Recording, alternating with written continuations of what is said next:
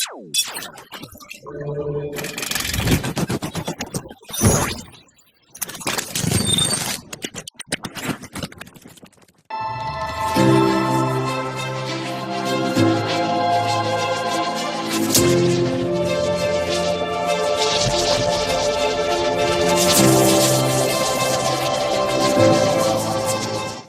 தொலைக்காட்சி நேயர்கள் அனைவருக்கும் அன்பு வணக்கம். புத்தகம் பேசுகிறது நிகழ்ச்சி வழியாக மீண்டும் உங்களை சந்திப்பதில் மிக்க மகிழ்ச்சி. இக்கரைக்கு அக்கறை பச்சை, வந்தவரை கேட்டால் சென்றுவிடு என்பார், சென்றவரை கேட்டால் வந்து விடுவர் என்பார். இவையெல்லாம் நாம் பழக்கத்தில் கேள்விப்பட்ட வார்த்தைகளாக இருக்கிறது. இங்கு இருப்பதுதானே அங்கு இருக்கிறது என்பது இங்கிருந்து அங்கு யாராவது சென்று பார்த்தால்தான் தெரியும். ஆக சென்று பார்க்கிற எல்லாமே அனுபவமாக மாறுவதில்லை. ஆனால் அனுபவித்தவர்கள் தாங்கள் அனுபவித்ததை இந்த சமூகத்திற்கு விட்டு செல்ல வேண்டும் என்று அதை படைப்பாக மாற்றுகிறார்கள். அந்த வகையிலே ஒரு மிகச்சிறந்த பதிவை செய்திருக்கக்கூடிய ஆசிரியரைத்தான் இன்று நாம் சந்திக்க போகிறோம். குறிப்பாக முதுமையின் ஸ்பெஷலிஸ்ட் என்று சொல்லலாம். முதுமை காலத்தவருக்கான அதிகப்படியாக தன்னுடைய நூல்களை காணிக்கையாக்கி இருக்கக்கூடியவர் இன்று நாம் நம்முடைய அரங்கத்திலே சந்திக்கக்கூடிய திருமிகு சாமுவேல் அவர்கள்.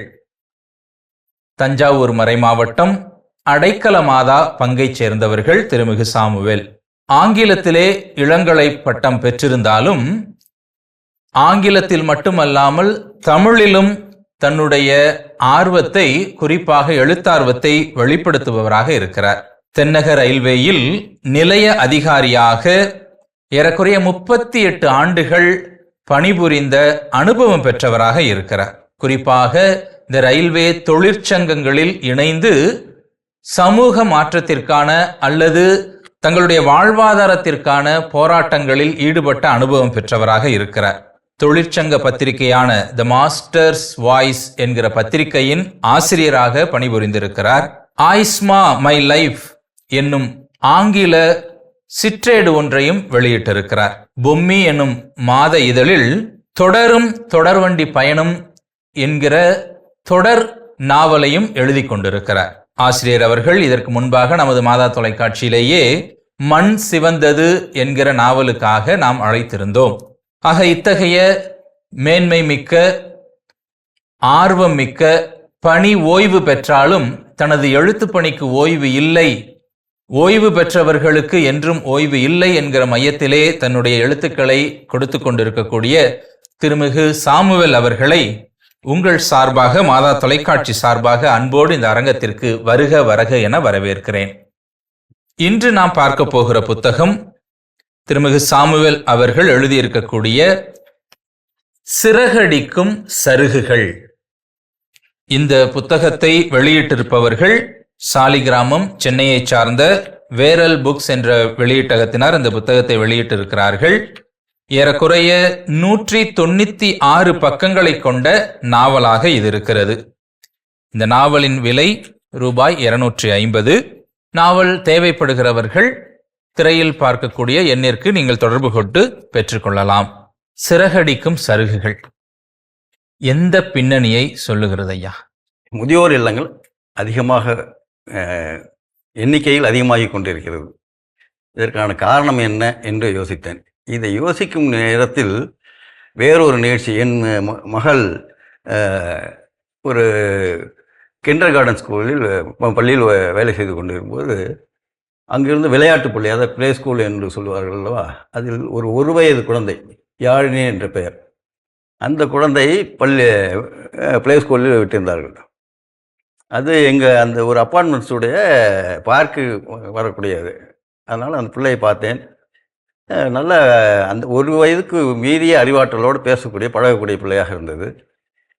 அதெல்லாம் இனிமையாக இருந்தாலும் எனக்கு மிக மிக உறுத்தலாக இருந்த ஒரு விஷயம் என்னவென்றால், இந்த 1 வயதிலேயே பள்ளிக்கூடத்தில் விட்டால் இது காலமெல்லாம் எங்கே போகிறோம் என்று தெரியாமல் காலமெல்லாம் ஓடிக்கொண்டு பள்ளி பள்ளி படிப்பு என்று ஓடி எதை நோக்கி ஓடுகிறார் என்று தெரியாத ஒரு சூழல். காலத்தின் கட்டாயம் எல்கேஜி யூகேஜி எல்லாம் வந்து இப்போ ப்ளே ஸ்கூல், பிறந்த உடனே பள்ளிக்கு அட்மிஷன் எல்லாம் போய்கொண்டே இருக்கிறது. இதோடைய பாதிப்பு இதையும் அந்த முதியோர் இல்லத்தை சேர்த்து வைத்து ஒரு கதைக்கரு ஒன்று உருவாக்கியது.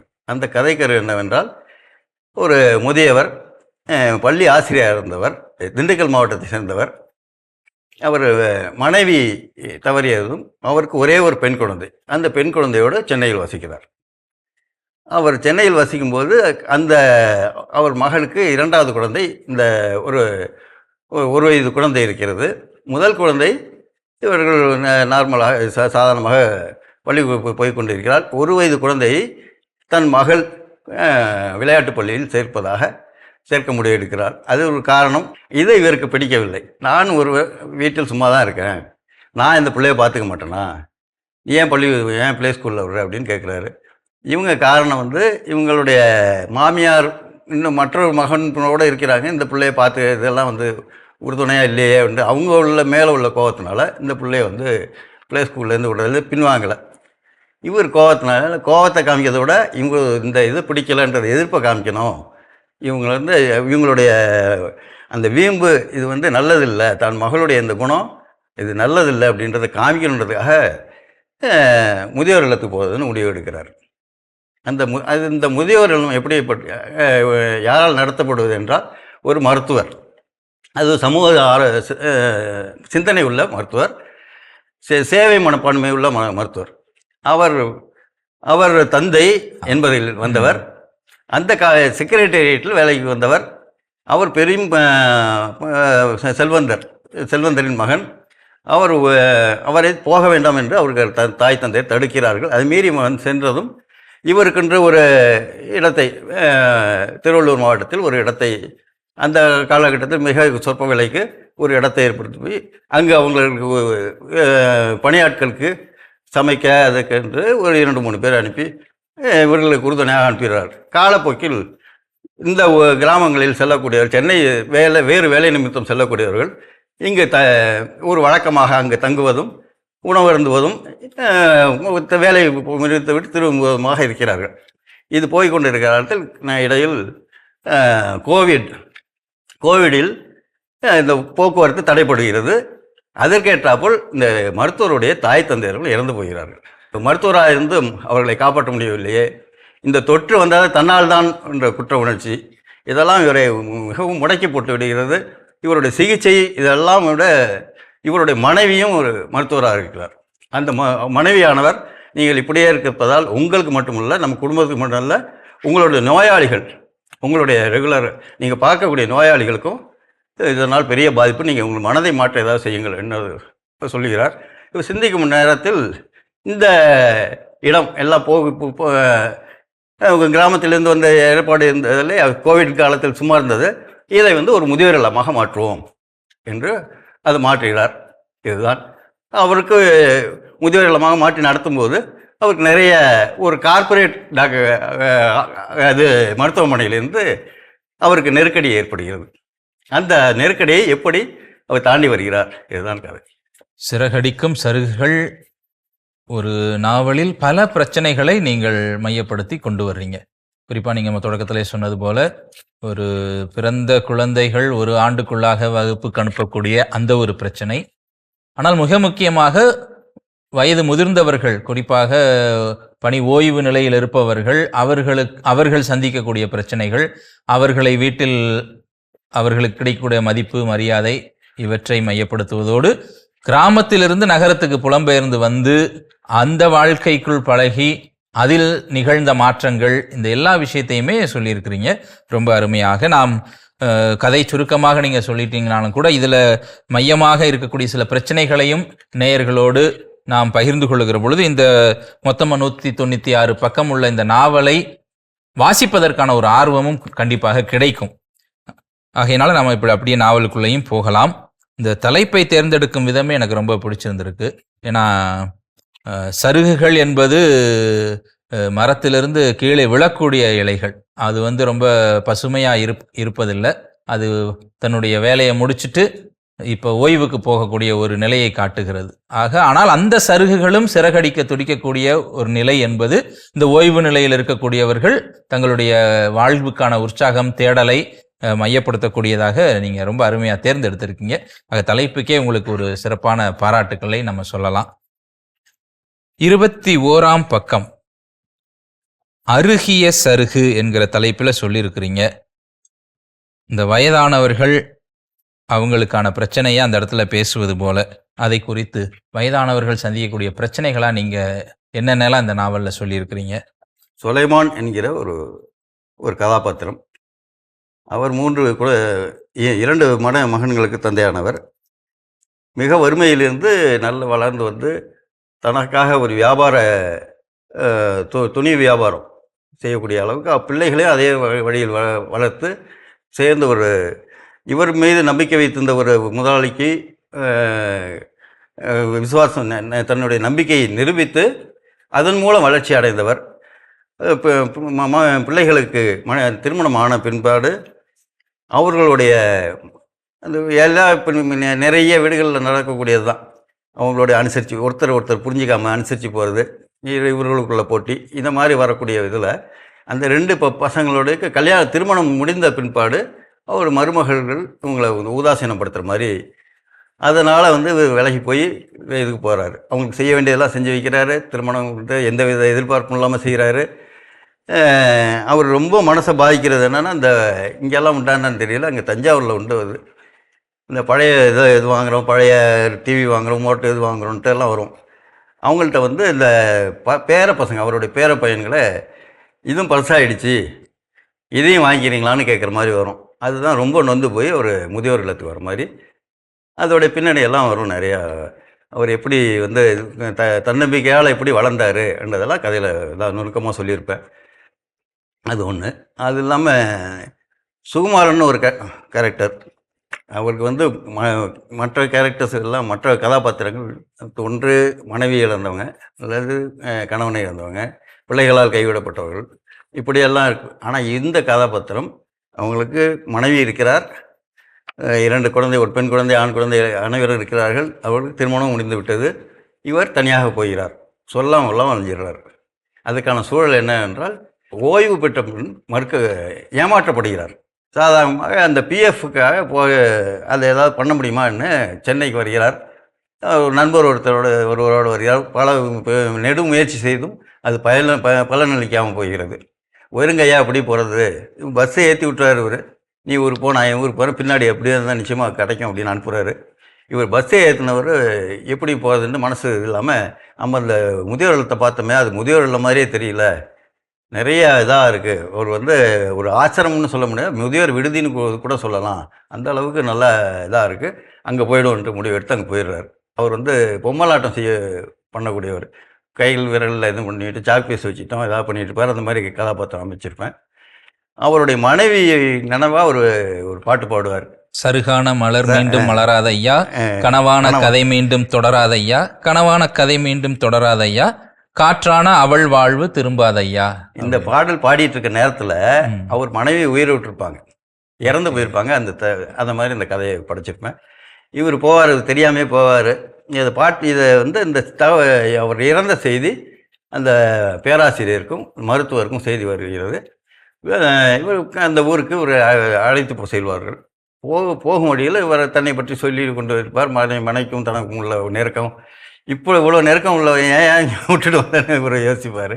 போய் இது பண்ணதுக்கு அப்புறம் அங்கே இருக்க சூழலை பார்த்ததும் ஏதோ ஒரு தப்பு நடந்திருக்குன்னு கேட்பார். அப்புறம் சுதாரிச்சு தெரிஞ்சுக்குவார். தெரிஞ்ச கையோடு அவர் இதே பாட்டை வேகமாக பாடிட்டு, காற்றோடு கலந்தாயம்மான்னு பாடிட்டு அங்கேயே அடைஞ்சிட்டார். அந்த மாதிரி வரும். இந்த மாதிரி பல கேரக்டர்ஸ் உண்டு. இதை படித்தவங்க நிறைய பேர் என்கிட்ட கூப்பிட்டு சொல்கிறாங்க, நான் அழுதுட்டேன் தனியாக அப்படின்லாம். கண்டிப்பாக. அதாவது அந்த வயதிற்குள்ளாக இருப்பவர்களுக்கு அந்த பிரச்சனைகள் கண்டிப்பாக புரியும். மற்றவர்கள் படிக்கின்ற பொழுது நாமும் அந்த வயதுக்கு வருவோம், அப்போ இந்த மாதிரி பிரச்சனைகளை சந்திக்கிறதுக்கான வாய்ப்புகள் இருக்குங்கிறத உணர்ந்துக்க முடியும். இப்போ நானே வளரத்தான் புரியுது. நான் சின்ன வயசில் எங்கள் அப்பா அம்மாவுக்கு என்ன மாதிரியான மரியாதை மதிப்பு கொடுத்தேன், இன்னைக்கு நான் அவங்கள்ட்ட கொடுக்கக்கூடிய மரியாதைகளில் மாறுபாடு தெரியுது. ஒரு குருவாக அதை நான் உணர்ந்துக்கிறேன். ஆகா, நாம் மதிப்பை கொஞ்சம் குறைச்சிக்கிட்டு இருக்கோம் இப்போ எனக்கு எல்லாம் தெரிஞ்சிருச்சு, இப்போ பெற்றோர்களுக்கு எதுவும் தெரியலையோ, உங்களுக்கு அவ்வளவு தெரியலை, நீங்கள் இப்படிலாம் பேசாதீங்கன்னு நாம் வந்து சொல்லிக் கொடுக்குற நிலைமைக்கு மாறிட்டோம். பட் அவங்களுக்கு தெரிந்ததைத்தான் முதல் நமக்கு சொல்லிக் கொடுத்துருக்குறாங்கங்கிற அந்த ஒரு பாகுபாடு வந்து எல்லாரும் புரிஞ்சுக்கணும். ஏன்னா நம்ம ஒரு கட்டத்துக்கு வளர்ந்ததுக்கப்புறம் அவங்க தேவையில்லை அப்படிங்கிற ஒரு மனநிலை கண்டிப்பாக வரக்கூடாது. இப்போ இதை வாசிக்கின்ற பொழுது எனக்கு ஒரு பொதுவான ஒரு கேள்வி வந்தது. இந்த கணவன் மனைவிக்கு இடையில மனத்தாங்கல்கள், இது வந்து திருமண வாழ்க்கையில் தவிர்க்க முடியாத ஒன்று, எப்படினாலும் வரத்தான் போகுது. ஆனால் மனத்தாங்கள் கணவன் மனைவி பிரிந்து போகிற அளவுக்கு இருக்கணுமா அப்படிங்கிறது ஒரு கேள்வி. இது நாவலுக்குள்ள எனக்கு பொதுவாக வந்த ஒரு கேள்வி. இன்னொன்று, இன்னைக்கு நான் சமீப காலமாக பார்க்கிறது, பொருளாதார திட்டமிடலை வைக்கிறப்போ இது என்னோட காசு, இது உன்னோட காசு, இது உங்கள் வீட்டிலேருந்து வந்தது, எங்கள் வீட்டிலேருந்து வந்ததுன்னு சொல்லி கணவன் மனைவிக்குள்ளாக பேசுறது, இது சரியா? அதை பற்றி என்ன நினைக்கிறீங்க? பேசுவது தவறு. 2 பேரும் எல்லாத்திலும் ஒன்றுன்னு அது பிறகு இது எப்படி என் காசு உன் காசுன்ற எண்ணமே வரக்கூடாது. இந்த இதில் வந்து வராத பட்சத்தில் இவராக ஒரு இது பண்ணிக்கிறாரு, தானாகவே யூகிச்சு தன்னை ஒரு அவங்க செஞ்சாங்கன்னு அதுவும் தவறு. அது மிக மிக தவறு. இருவருக்கும் வேறு பிள்ளை, தாய் தந்தை குழந்தைகள், அவ்வளோதான், அது குடும்பம்.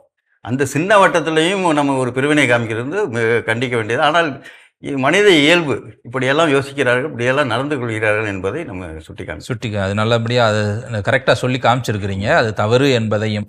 ஏன்னா பல நேரங்களில் அந்த தாழ்வு மனப்பான்மை சில நேரங்களில் நம்மளாக உருவாக்கிக்கிறோம். குறிப்பாக 2 பேரும் வேலைக்கு போகிற இடங்கள்ல ஒருவேளை மனைவி கொஞ்சம் கூட சம்பாரிச்சிட்டாங்கனாலோ, அல்லது இன்னைக்கு இப்போ திருமண பந்தங்கள் தேர்ந்தெடுக்கிறதே வந்து இந்த அளவுக்கு படித்தவங்களா இருந்தால் தான் நல்லது. ஏன்னா கணவனை விட மனைவி உயர்வான படிப்பாக இருந்தால் அந்த குடும்பம் வந்து நல்லா வாழ முடியாதுங்கிற ஒரு பொது கருத்தவே நம்ம வச்சுருக்கிறோம். ஏன்னா அந்த கணவனுக்கு தாழ்வு மனப்பான்மை வந்துடும், அந்த தாழ்வு மனப்பான்மை வேறு வேறு துன்பங்களை கொடுக்கும் அப்படிங்கிறது. இன்னும் நம்ம வந்து சமூகத்தில் வந்து படிப்புக்கும் குடும்ப வாழ்க்கைக்கும் பெரிய ஒரு அந்த ஒரு தொடர்புங்கிறது வந்து இல்லை. அதை நம்ம ஏற்றுக்கிட்டு வாழ்ந்தோம்னா வாழ முடியுங்கிறது நமக்கு தெரியலை. மருத்துவர் படித்தவர் மருத்துவருக்கு படித்தவங்கள தான் கல்யாணம் முடிக்கணும், பொறியாளருக்கு படித்தவங்க பொறியாளருக்கு படித்தவங்கள தான் கல்யாணம் முடிக்கணும், அதுதான் ஈக்குவல் ஸ்டேட்டஸ், அதை வந்து மெயின்டைன் பண்ணணும் அப்படிங்கிற ஒரு மனநிலையும் இருக்குது. ஏன் நல்லா ஒரு வசதியாக இருக்கவங்க ஒரு வசதி குறைந்தவங்களை கல்யாணம் முடித்து 2 பேரும் வசதிக்கு ஈக்குவலுக்கு வரலாம், அல்லது இது மாதிரியான கொஞ்சம் மாற்று சிந்தனைகள்லாம் வர்றதுக்கு இன்னும் நம்ம இதில் இன்னும் நிறைய நாள் ஆகும்னு நினைக்கிறேன். ஆமாம். அப்புறம் ஒரு இடத்துல சொல்கிறீங்க, ஒரு கேள்வி கேட்டு வருது, மனம் விட்டு பேசினால் பாரம் குறையாது அப்படின்னு.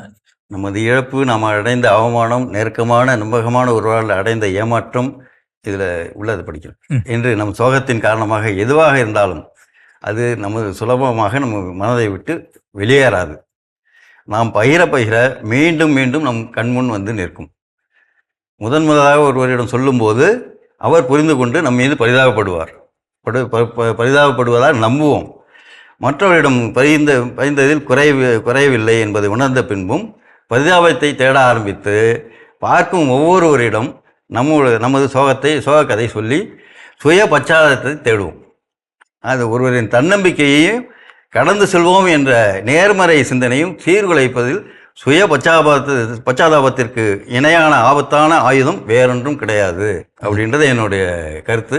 அதான் சொல்லியிருக்கேன். ரொம்ப ரொம்ப அனுபவபூர்வமாகவே அதை கரெக்டாக சொல்லியிருக்கிறீங்க. ஏன்னா வழக்கமாக உளவியல் அறிஞர்கள் சொல்வது வந்து நீங்கள் எந்த விதமான உங்கள் அனுபவத்தை குறிப்பாக துக்கங்களை வந்து மனசுக்குள்ளே போட்டு அமுக்கி வச்சுக்கிறாதீங்க, அதை வந்து வெளியில் யாராவது ஷேர் பண்ணுங்க. எதுக்காகனா மனதை எளிதாக்குறதுக்காக சொல்லியிருக்கிறாங்க. ஆனால் ஒரு குறிப்பிட்ட வயதை வந்தது பிறகு அதுவே நமக்கு சுய பச்சாத்தாபத்தை தேடக்கூடிய ஒரு அதுவே நமக்கு பிடிச்சு போகுது. இதை வாசிக்கிற பெரியவர்கள் கண்டிப்பா இதை உணர்ந்து கொள்ள வேண்டும். ரொம்ப அருமையா அதை நீங்க சொல்லி காமிச்சிருக்கிறீங்க. அந்த 149ஆம் பக்கம், அந்த தலைப்பு கொழுந்துகளும் சருகுகளும் சங்கமம். அதுல ஒரு கலந்துரையாடலை கொண்டு வந்து பல பிரச்சனைகளை கலந்துரையாடல் வழியா சொல்லியிருக்கிறீங்க. அதை குறித்து சில விஷயங்களை பகிர்ந்து கொள்ளலாமே. 60 வயது வரைக்கும் நான் ஒரு அரசாங்க பணியிலேயோ அது ஒரு பணியில் இருக்கணும்னு வச்சுக்கோங்க. அது வரைக்கும் எனக்குன்னு ஒரு அதிகாரமோ ஒன்றும் இருக்கதா, அது பியூனாக இருக்கட்டும், பெரிய டாப் லெவல் ஆஃபீஸராக இருக்கட்டும், அவங்களுக்குன்னு ஒரு இது இருக்கும்.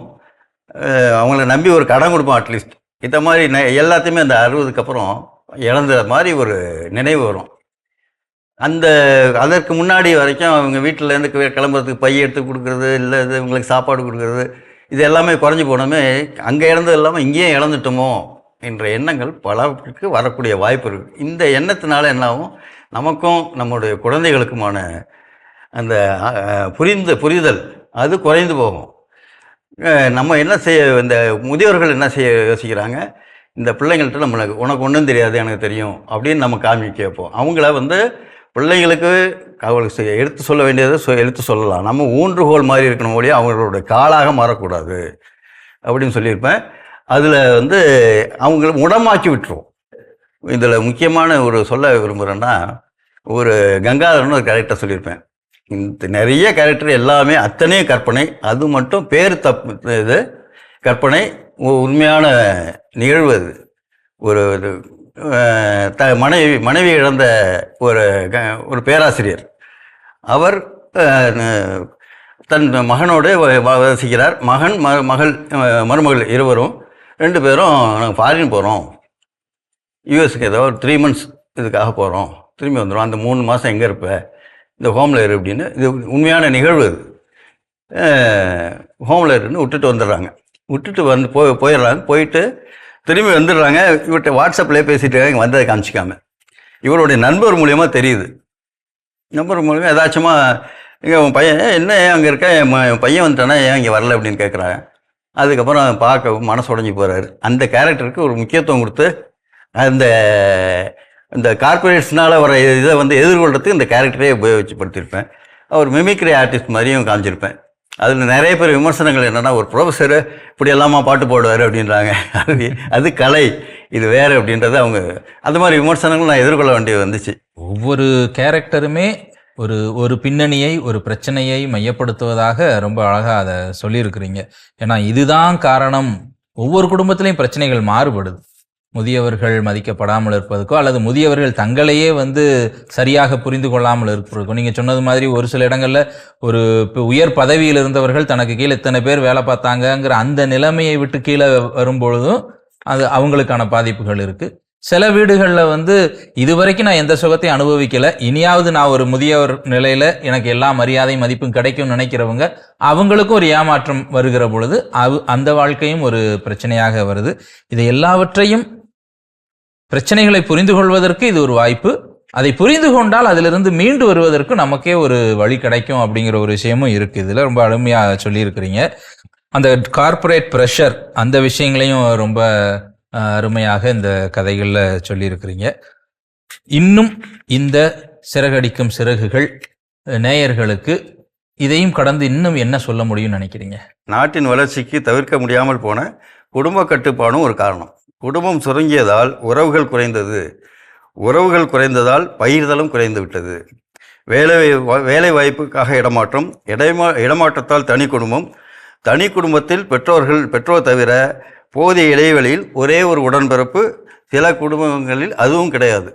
பழக பாலும் புளிக்கும், உறவும் அப்படித்தானே. பிள்ளைகளுக்கு தங்கள் உணர்வை பகிர்ந்து கொள்ள, பொழுதுபோக்க, தங்கள் தேவைகளை நிறைவேற்ற என எல்லாவற்றிற்கும் பெற்றோர் மட்டுமே. இப்போது எல்லாவற்றிற்கும் தாங்கள் சார்ந்திருக்கும் பெற்றோரை பற்றி குழந்தைகள் மனதில் மிக பிரமாண்டமான பிம்பம் சுயமாகவே கட்டமைக்கப்படுகிறது. இது என்ன, ஒரு காலகட்டத்தில் இப்போ என்ன ஆகுதுன்னா, அவங்களுக்குன்னு ஒரு குடும்பம் ஆகும்போது அவங்க பெரிய இழப்பாக நினைக்கிறாங்க. இதுதான் அப்படின்னு ஏற்றுக்கொள்ளக்கூடிய மனப்போக்கம் பெற்றவங்களுக்கும் இல்லை. இந்த பிள்ளைங்க இது வரைக்கும் அந்த அம்மா அப்பா 2 பேர் நமக்காக தான் வாழ்ந்தாங்க, நம்ம அவங்கள விட்டுறக்கூடாது என்ற இது இல்லாமல் அங்கே உடனே தாவிடுறாங்க. ஏன்னா அவங்க வளர்ந்த விதம், இது காரணமே ஃபுல்லாகவே நம்ம தேவையாக தவிர்க்க முடியாத இது இந்த சிறு குடும்பம், அதுவும் ஒரு காரணமாக போச்சு. இது ஒன்றும் பண்ண முடியாது, இதை புரிஞ்சுக்கணும். இதனால் நம்ம இந்த பகிர்தல் தொடரணும், பகிரும் உணர்வை அந்த பிள்ளைங்களுக்கு கொடுக்கணும். அப்படின் போது அந்த உறவுகளை வெளியில் நட்பு வட்டாரத்தையும் உறவு வட்டாரத்தையும் அதிகப்படுத்தணும். அதுக்கு என்னென்ன வாய்ப்புகள், கெட் டுகெதர், அது திருவிழாவாகட்டும், அதில் பல பேர் சேர்ந்து போகிற மாதிரி அந்த மாதிரி வாய்ப்புகளை பிள்ளைகளுக்கு ஏற்படுத்தும். எல்லா உறவுகளையும் அடையாளப்படுத்தி சொல்லிக் கொடுக்கணும்.